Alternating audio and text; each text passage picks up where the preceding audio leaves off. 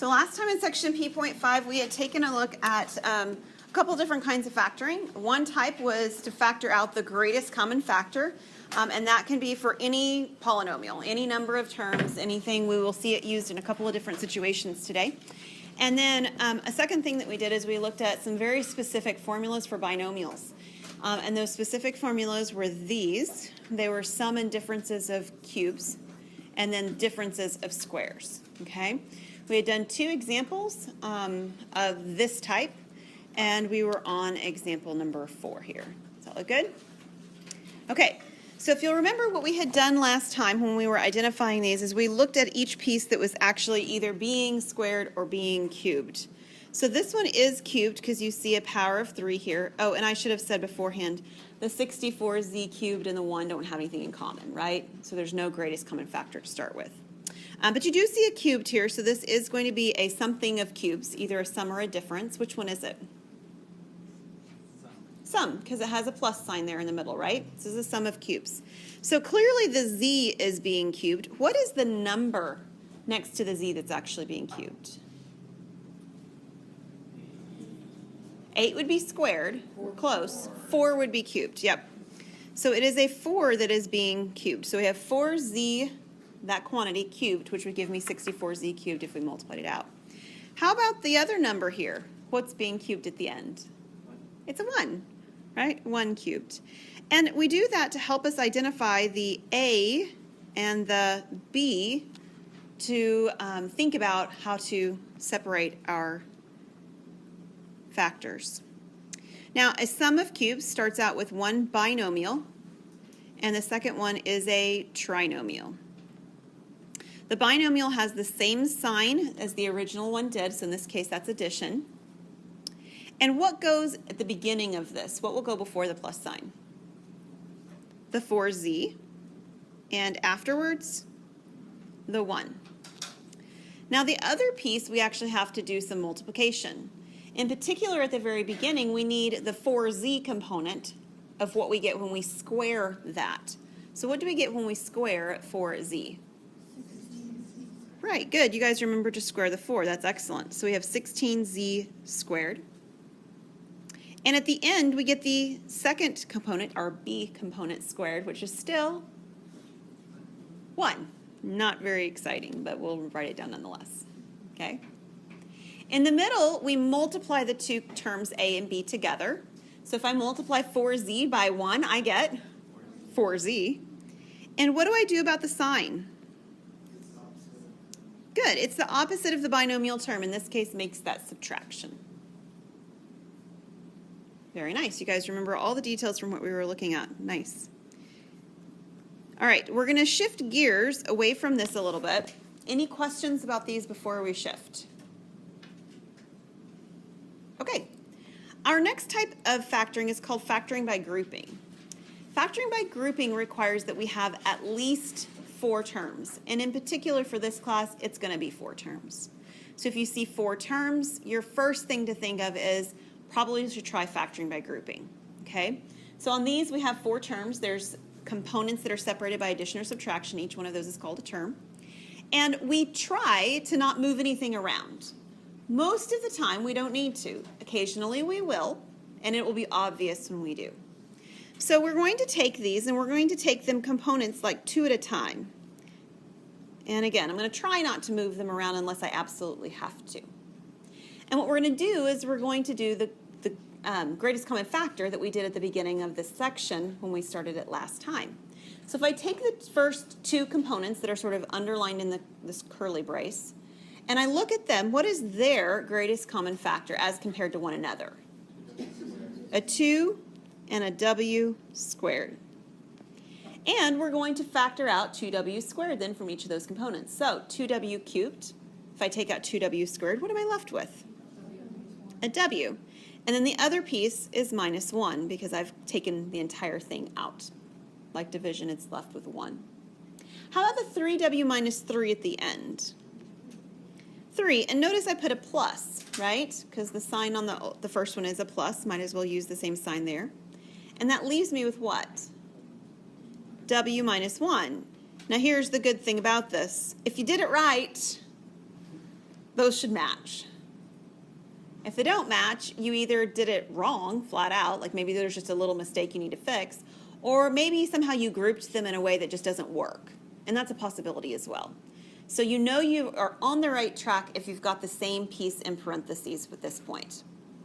Now, what we're really doing is we're now going to compare everything in sort of group number 1 to everything in group number 2. And what we say is, what do those two groups, identified as being underlined by yellow, have that are in common?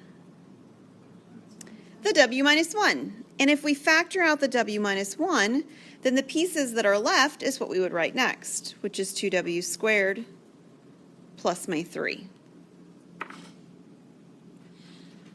Now, you stand a chance at this point at either both of these or maybe just one of them being something that's absolutely able to be factored. So if you look at the w minus 1, that's a linear term. Linear means it's got an exponent of 1 here, so it's done. But this one has a power of 2. The only thing you know how to do with powers of 2 now is a difference of squares. Why does this fail to be able to be used with that formula? It's what? Simplified completely. It is simplified completely, but why? Why can I not use difference of squares for this? A and B aren't the same. The A and the B don't necessarily have to be the same. It's not in Would 3 have to be a perfect square? It's okay, these two terms aren't perfect squares. We could get around that. There's something else that we can't, though. It's not a subtraction. It's not subtraction. We could get around, I can show you how later when we encounter one. It won't be today. But there's a way to get around the fact that those don't look like perfect squares. But there's no way to get around the fact that this is not subtraction. So if it's not subtraction, it can't be done with difference of squares, okay? So that's actually the reason we know for sure and certain that we're done on this particular problem, is because I don't have a difference even though there is something being squared. All right, take a look at number 6. On number 6, if I leave the components as they are, what do you notice? There's nothing in common currently in their locations, right? So this is an example of one where I do need to reorganize it. And there's a couple of ways I could reorganize it that would both work. So what would you like me to move? I'm going to rewrite the first piece as it is. So a dy. What would you like me to write next? Plus d. Okay, we will move the d. And then I have the minus the w and minus a w y. All right, so looking at this first set, what do they have in common? D. And if I factor out a d, what would I have left? ay plus 1. All right, in the second set, what do they have in common? Ooh, somebody even got the negative. Very good. A negative w. And if I take out negative w, what do I have left? Okay, so we've got a 1. Careful, I've got an actual plus because I already took out the negative. And then I have an ay. Now, on the last one, I made mention that at this point, the parts in parentheses should match. One of my parentheses is ay plus 1, and the other one's 1 plus ay. It still works. You got the wrong property, but it does still work. Does anybody remember what this property was called? We did it the first day of class, so it's been, many sleeps ago. That's what it's been. It's called the commutative property. Commutative property is where I can switch the order of addition, and I can do it with multiplication as well. So this is a commutative property. The part that's inside the parentheses actually do match. So that's the part that I'm making certain works, and it does. And so I can factor that out from each set. ay plus 1. What am I left with? D minus w. And each set has nothing else that can be simplified, in part because it's linear. There's no exponents, right? No exponents, I'm done.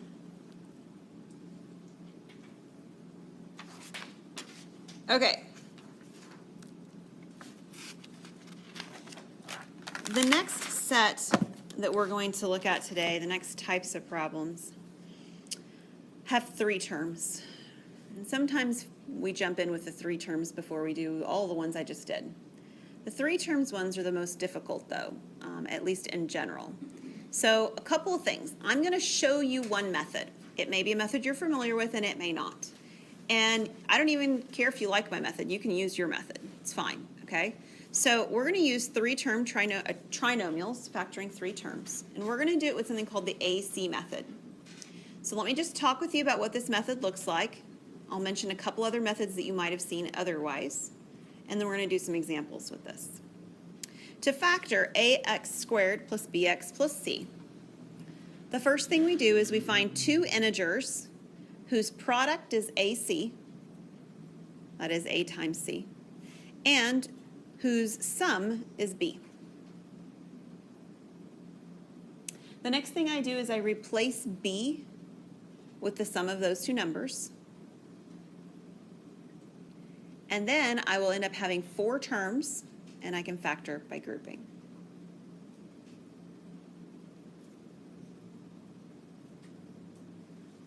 There are two other popular methods besides this one that I could show you. One is trial and error, or guess and check. That is the only method that I learned. When I was learning factoring, that was it. At least my teacher was. Guess and check works really well sometimes. Sometimes it's super easy. The example on the board would be super easy with guess and check. Okay? But we're very going to quickly find an example that doesn't work very well with guess and check. The more options you have, the harder guess and check is. Another option that you might be familiar with, and if you go to the Success Center to get some help with this, this is probably one of the methods that's most commonly shown there, is called slide and divide. So if you've heard slide and divide, it's another very useful method. Works great. I'm just choosing to use this one to present to you instead. Okay? So bear with me during my examples. Follow along, ask questions. If you absolutely hate this and want to use one of the other methods, then more power to you. You're all on your own. It's no big deal, okay? Not going to hurt my feelings a bit. But there are some cases where this is a really nice method to use. Example number 7 is not such a case, just to let you know. This is over the top. This method is over the top for this example because this example works by trial and error, guess and check super fast and easy, okay? So I get that this is going to look like, why did she go through all that trouble for this problem?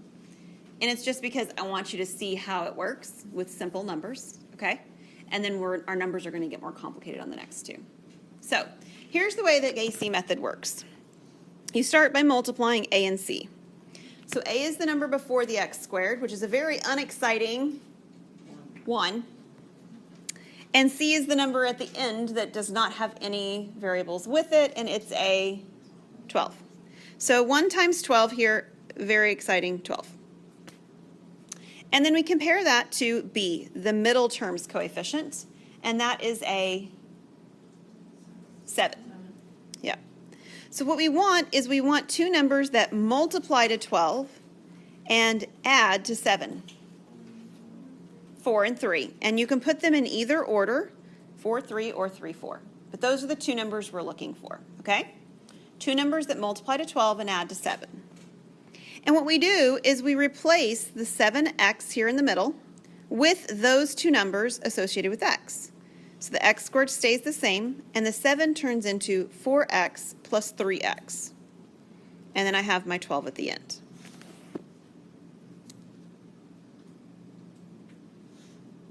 Okay, so do you agree that the first equation or expression, I was given is equal to the second expression I just created? They're the same. Okay. One of the reasons that this is nice is because then it allows us to use something we've already done. We've already done and learned factoring by grouping, and now I get to use it. And what's really cool is that they always will work no matter which way you put them in. Okay, so like we had an example over here where I had to move things to make it work, right? That doesn't ever happen in this situation. Wherever you put them, it's going to work. So taking a look at the first two, what do they have in common? X. And if I take out an x, what am I left with? X plus 4. Good job. The second two, what do they have in common? A 3. And if I take out a 3, what am I left with? X plus 4. And I know I did it right. Why? The x plus 4s are the same, right? They match. So I can pull the x plus 4 out either in front or in back. It doesn't really matter. And what am I left with? X plus 3, right? There's an x here and a 3 here. Now, told you it was overkill for this problem. Most of you probably did guess and check in about 10 seconds at the very beginning. You could certainly check this to see that this works by FOILing it back out right and all that good stuff. But this is the way the AC method in general works. All right, so let's do a couple more examples. This one is already more complicated than the last one. Can you tell me why? There's 2 reasons why. A is not a 1. Do you see that? The A value at the beginning is a 3. That makes it harder automatically. What else makes this harder? Ah, there's a negative in there, right? When it's addition, the signs just work out so beautifully and easily that it just is, guess and check's really easy. It's a little more difficult when we have positives and negatives involved in the problem, or even just negatives. So the AC method, we're going to take a look at how that is sort of helpful to us here. The A value is 3, and the C value is -2, first and last, right? So those multiply to give me what? -6. What's my B value? 5. So I need 2 numbers that multiply to give me -6 and add to give me 5. Okay, so a 6 and a 1 would give me 6. One of them needs to be negative. The 1. Because I want them to add to give me a +5, right? 6 times -1 is -6. 6 plus -1 is +5. Good job. So over here, the 3x squared gets rewritten. The 5x gets written, and again, you can put the 6x first or the -1x first. I'm going to put my 6x first. And then I have a negative, and I'll even put a 1. You don't have to necessarily put the 1, but minus x. And then -2. Okay, we're going to group them. First 2, last 2. What do the first 2 have in common? 3x. And if I take out 3x, what am I left with? X plus 2. Good job. How about the second 2? What do they have in common? -1. And if I take out a -1, what am I left with? X plus 2. Did we do it right? So far, so good. So now I have an x plus 2 and 3x minus 1. And they're linear, right? No exponents involved at all, so I know I'm done. I didn't actually start asking the question on this one, number 8, but they didn't have any factors in common, right? I should ask that at the beginning of every problem. I tend to sort of overlook it when I notice that they don't. Hopefully you don't do that on any problems that they do, like the next one, right? That's when I remember. I'm like, oh yeah, I forgot to do that. How about number 9? What do they have in common? Ooh, they have something in common across the way. They have a 2 and they have an x. And are you guys okay with me taking on a negative? Because it really bothers me to have my A term negative. It makes it more difficult to work with. So if I take the negative away from the front as well, it's going to make our lives a little bit easier. So if I take a -2x out of -6x cubed, what am I left with? 3x squared. Now we have to be careful because I took out a negative. Negative out's going to change all my signs. What will the positive 2x squared in the middle become? -x, right? And how about that 48x on the end? Minus 24. Again, even with the factor out in front pulled out, this is not an easy guess and check problem because it has a 3 in front of the x squared, right? And 24 at the end is a difficult one to do as well. The reason 24, I say in particular, is difficult is because there's lots of numbers that multiply to give you 24, aren't there? There's a whole bunch. I mean, if you start trial and error with this one, you might get lucky and trial and error the right one really quickly, and you might not. So trial and error could be quite difficult for this particular problem. So let's take a look at the AC method again on this one. Okay, so we're ignoring the 2x out in the front. We're just looking at the part in the parentheses, okay? So what's my A value for the part in parentheses? It's a 2, right? I'm sorry, a 3. Sorry, looked at the wrong spot. A 3. And what is the C value? -24. Now, whether it's in your head or it's on your calculator, what is 3 times -24? -72. That's a big number. But what's the b value I need? -1. So I need two numbers that multiply to give me -72, but they add to give me -1. Okay, so 9 and 8 are my numbers, okay? And one of them needs to be positive, one of them needs to be negative. Which was which? -9 and +8. So -9 times +8 is -72, -9 plus 8 is -1. So those will work. Okay, each step should have every component from the step before. So -2x is still there. Don't have to do anything, just need to rewrite it. And then I've got the 3x squared, that's the same. I have my -9x, since I wrote that one first, I'll do that next. And plus my 8x,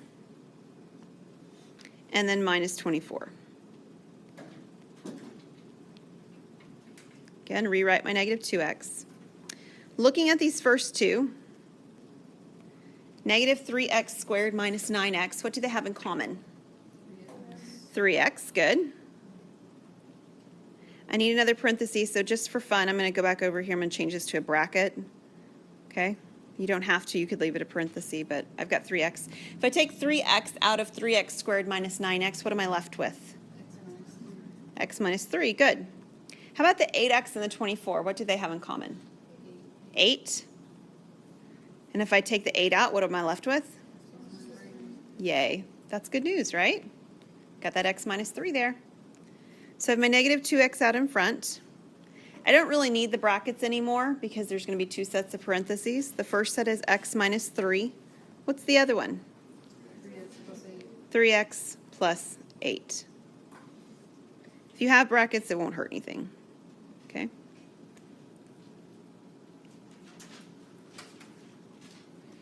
Okay, I have three more examples that are a little bit different. They kind of go in this category called other factoring. They have similarities to pieces we've done on the other problems before this, but they're not exactly the same. So you may notice the first one, number 10. Number 10 looks like a trinomial. It is a trinomial. It doesn't just look like one. It is a trinomial. But it's not, x squared x and then a constant, right? That part's different. But we get to treat it much the same way. So we're going to do the AC method on this one, okay, just like we've been doing on the others. A is 1, C is 12, not very exciting, much like the very first one did actually, 12 there. And the B value is 8, and it's all positives, which is also friendly. What are two numbers that multiply to give you 12 and add to give you 8? 6 and 2 will work, right? 6 times 2 gives me 12, 6 plus 2 gives me 8. So taking a look at what's here, I've got the y to the 8th. I've got 6y to the 4th plus 2y to the 4th and plus 12.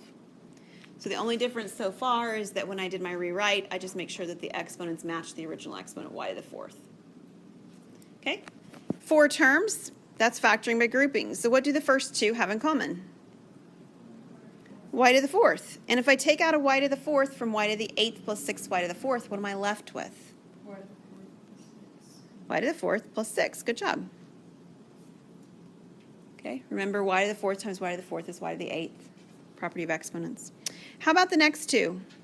What do they have in common? 2. They've got a 2. And that's actually it on this one, isn't it?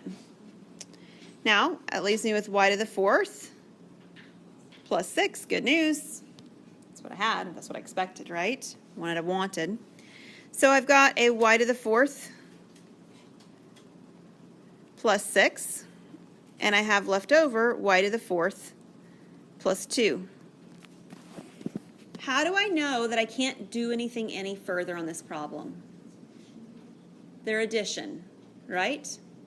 These definitely have the ability that we should sort of examine whether or not they might be sums of squares or differences of squares, but there is no sums of squares formula, so I don't have to do anything further. The fact that it's addition and it's not cubes means I'm done. So this is as much as I can do on this particular problem. 11, looks like it's going to be pretty straightforward. It's only 2 terms. I don't have near as many options when there's 2 terms as I did when there's 3 terms. What would I do first on this problem?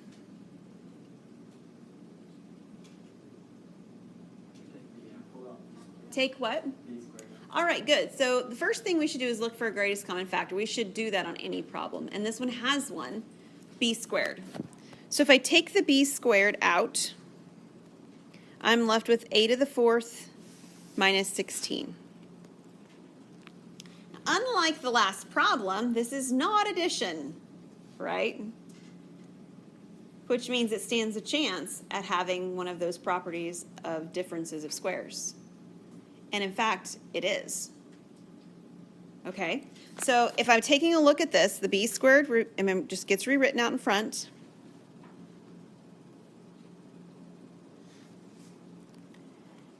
What is actually being squared at the beginning? A squared.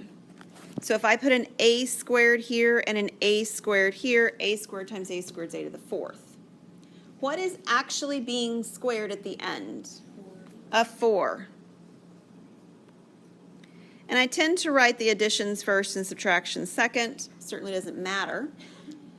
But you do have to pause for a moment and recognize I've got lots of things that are squared here, right? 4's and a's. Do any of them simplify any further? Yeah, the minus, right? The difference of squares.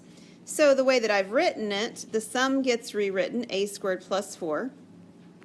And then the difference at the end gets factored sort of one step further. So I needed a plus and a minus. What is being squared at the beginning of the terms? Or the beginning of the factors? A. And at the end? 2. And that would be factored completely. Why can't I do anything with the a squared plus 4 again? Because it's addition. Yeah, it's because it's addition.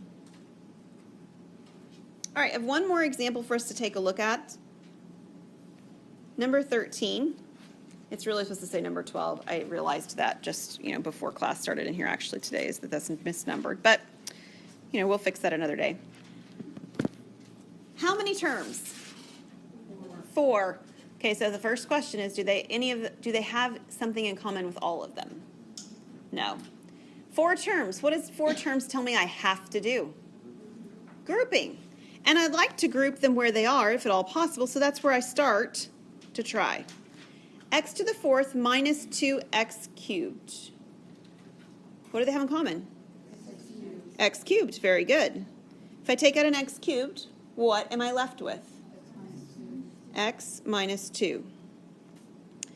All right, how about the second set? What do they have in common? Negative 8x plus 16. Oh, and I'm so glad you said negative 8. Technically, they both have an 8 in them, and they don't both have a negative. But it will be helpful to us to pull out the negative. Any idea why? Yeah, because we want them to match, right? I need the first term in here to be a positive x. Now, we had an example before where we switched the numbers around and it didn't matter, right? But that's because it was addition.